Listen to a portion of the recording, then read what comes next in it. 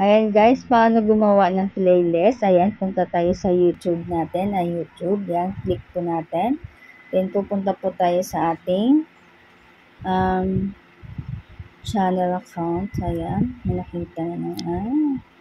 Ayan, ayan, pangalan natin. Then, dito po sa pindutin po natin yung ating logo. Ayan, pindot po natin yan. Then, sa videos, pindutin po natin yan. Ayan.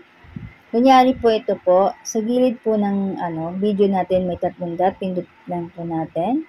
Ayan, nakita po natin kung ang nakalagay dyan. Pero pindutin natin yung save to playlist. Ayan, pindot po natin yung save to playlist. Ayan, gagawa po tayo ng bago nating playlist. Kaya pindutin natin yung new playlist. Ayan, pindot po natin.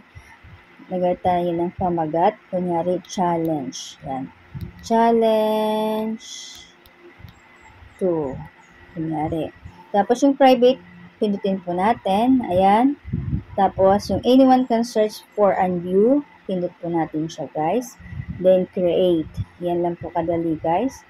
Then next po, ganun pa din po, pindut po natin yung 3 dot.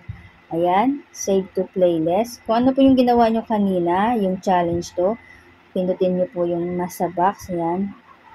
Check. Then done. Ganun lang po guys. Tapos panibago ulit. Yan. Ulit. Then save to playlist. Then yan. Check. Then done. Ganun lang po guys paulit-ulit. Ayan. Titignan natin guys dun sa playlist natin. Ayan. Playlist. Ayan.